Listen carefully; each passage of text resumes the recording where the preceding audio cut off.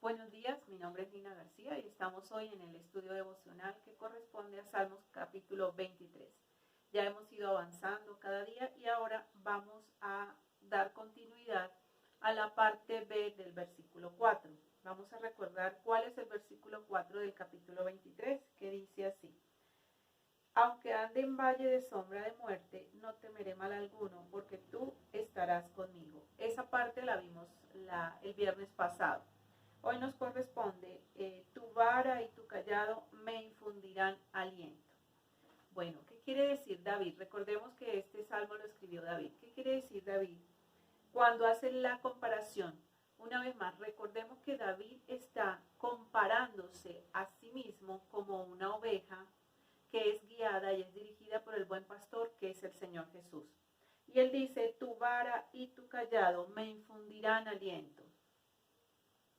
Vamos a mirar primero qué es una vara. Entonces una vara es una rama a la que le quitamos todas las hojas y en ese tiempo, o igual inclusive ahora, con esa varita se corrige a la oveja.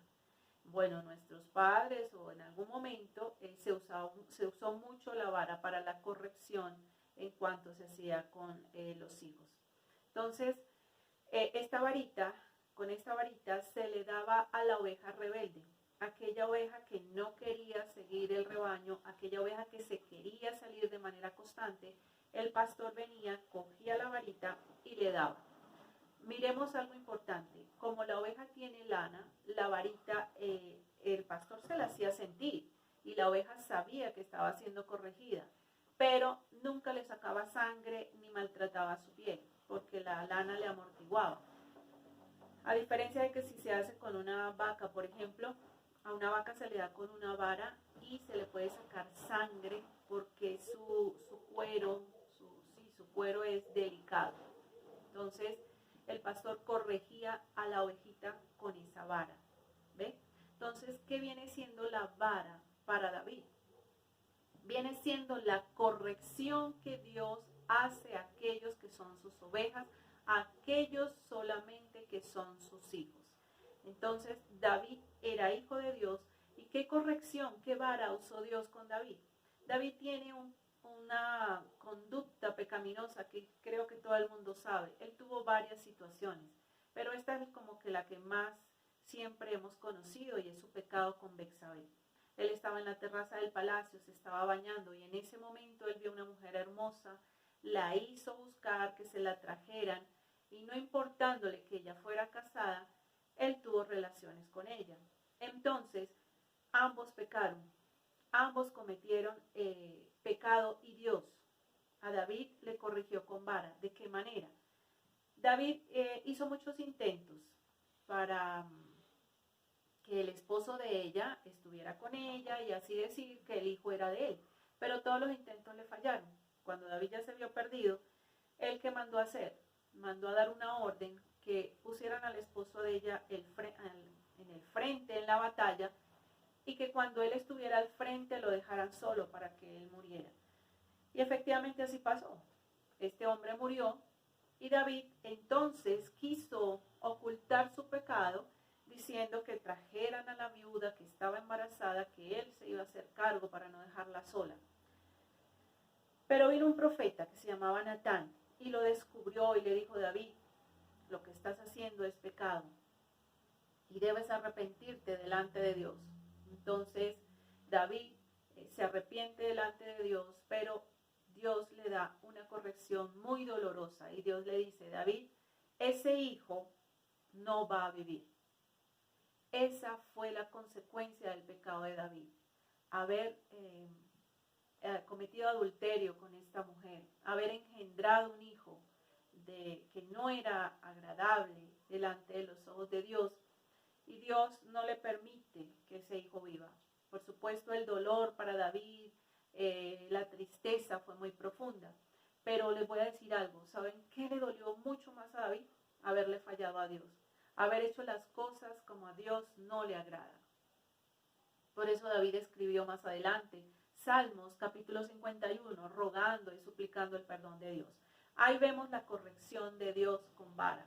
En algunos momentos Dios nos va a corregir con vara. Si nosotros somos tercos, si somos desobedientes, si somos testarudos, si insistimos en hacer las cosas mal delante de Dios, Él va a tener que usar esa vara para hacernos entender, para hacernos volver al camino, al rebaño. Pero vean otra cosa, no solamente está la parte de la corrección, dice, tu vara y tu callado me infundirán aliento. ¿Y qué viene a ser el callado en este caso? El callado era un pedazo de, ¿cómo les diría yo?, de rama gruesa, fuerte, a veces de pronto usaban un bambú, era una rama del árbol que fuera muy resistente. Entonces, cuando alguna ovejita o varias ovejitas intentaban salirse del camino, el pastor extendía el cayado de manera horizontal y lo que hacía era tocarlas y empujarlas un poco para que ellas volvieran.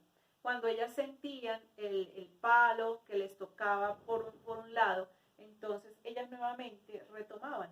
Se llama callado porque se hacía en silencio, el pastor no les llamaba la atención, el pastor no les hablaba, sencillamente las empujaba silenciosamente y ellas volvían al camino. ¿Qué viene siendo el callado para David? Viene siendo la palabra. La palabra es aquella que te ve, que nosotros aprendemos y que cuando vamos por ese camino, que es la vida, ¿cierto? Y nos damos cuenta en algún momento, que lo hacemos todos los días. Hoy se me presentó la tentación de pecar, diciendo una mentira. Inmediatamente viene el callado, que es la palabra, y me dice, no mentirás, vuélvete al buen camino. De pronto vi algo y lo codicié, porque somos humanos, desafortunadamente estamos unidos a esta carne que nos hace hacer el mal. Entonces se llenó mi corazón de codicia, entonces viene el callado, que es la palabra de Dios, y me dice, no codiciarás, vuélvete al camino, eso es malo, eso es incorrecto. Ese es el callado, ¿ve? Y termina diciendo, tu vara y tu callado me infundirán aliento.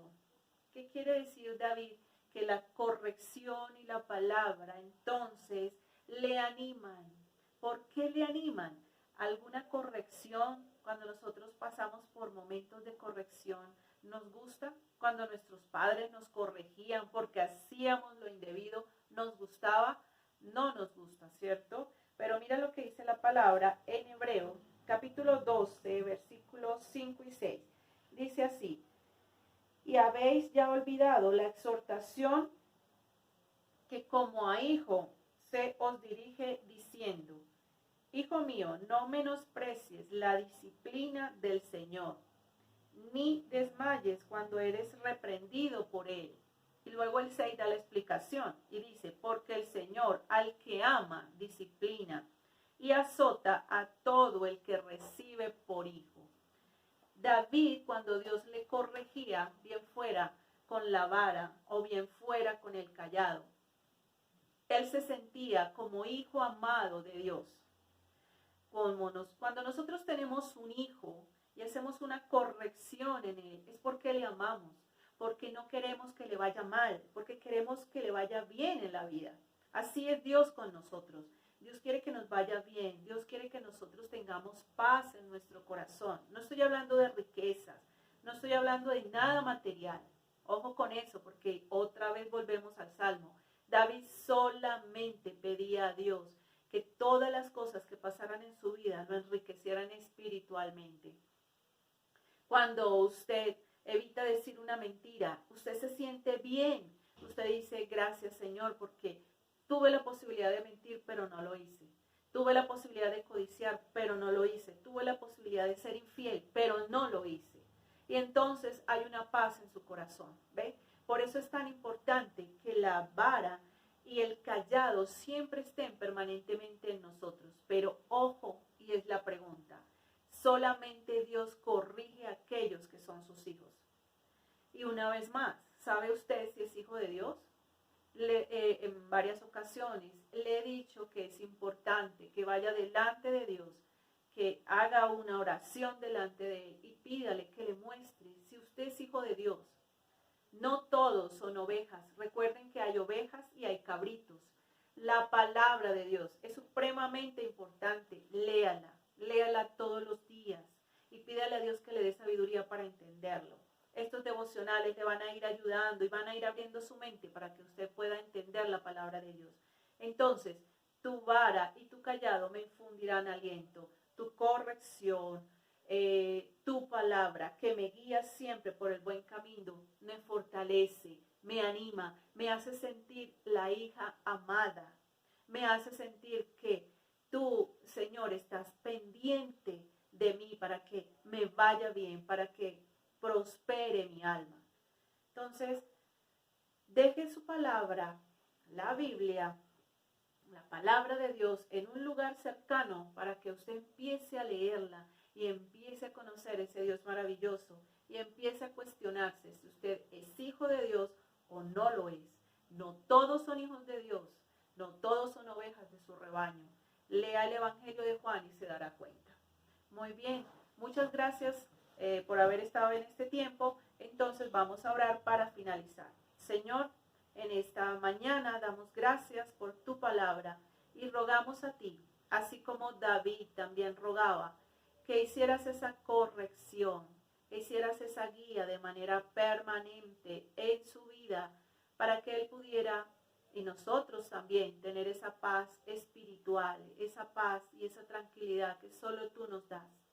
Ayúdanos cada día y te ruego, Señor, por aquellos que aún de pronto se cuestionan si son hijos o no son hijos tuyos, para que tú les muestres el camino, para que tú les muestres la verdad y lleguen a conocerte y disfruten de tu presencia y disfruten de tener este Padre amante, amoroso, tierno, pero que también nos corrige y que no acepta el pecado, que no acepta la conducta pecaminosa en nosotros.